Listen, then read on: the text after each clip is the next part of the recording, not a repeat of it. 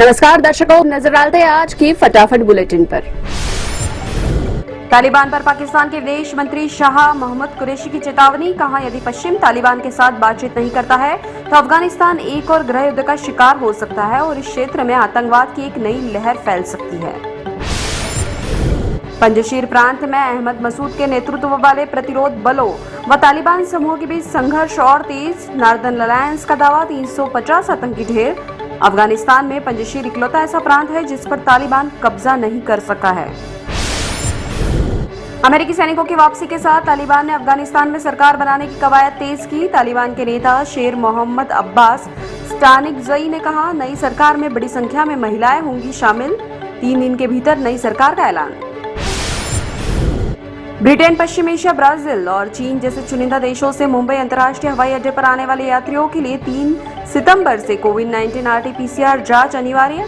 अन्य यात्रियों को अपनी यात्रा के 72 घंटे के भीतर कराई गई RT-PCR नेगेटिव रिपोर्ट दिखानी होगी।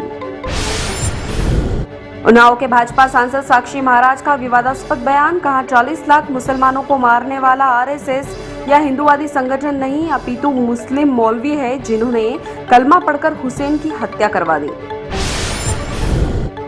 पाकिस्तान समर्थक अलगाववादी नेता सैयद अली शाह गिलानी का लंबी बीमारी के बाद निधन। वे 92 साल के थे। प्रतिबंधित जमाते इस्लामी के सदस्य और हुर्रियत कॉन्फ्रेंस के कट्टरपंथी धड़े के अध्यक्ष गिलानी पिछले 2 दशक से विभिन्न बीमारियों से पीड़ित थे। अघोषित कर्फ्यू पाबंदियों के बीच सैयद अली शाह गिलानी गुरुवार सुबह 5 बजे श्रीनगर के हैदरपोरा में सुपुर्द खाक। कश्मीर में इंटरनेट बंद, चप्पे चप्पे पर हजारों सैनिक तैनात। उत्तर प्रदेश के गाजियाबाद में पावर कॉर्पोरेशन की लापरवाही के चलते 5 लोगों की मौत। परचून की दुकान के 3 शेड में करंट उतरने से मां बेटी समेत 5 लोगों की मौत। यह दर्दनाक हादसा वहां पास में लगे CCTV कैमरे में कैद हो गया। हादसे के बाद दुकान संचालक दुकान बंद कर फरार।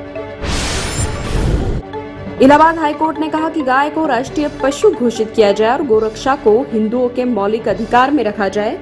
जब देश की संस्कृति और उसकी आस्था पर चोट होती है तो देश कमजोर होता है। चुनाव के बाद हिंसा मामले में सुप्रीम कोर्ट पहुंची ममता बनर्जी।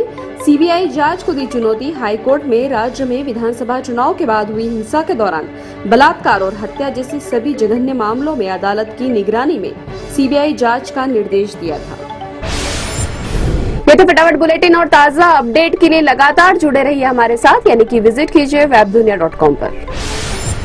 वेब दुनिया की सभी से अपील है कि भीड़ भाड़ से बचें, मास्क पहने व सैनिटाइजर का इस्तेमाल करें। साथ ही सोशल डिस्टेंसिंग का पूरा पालन करें।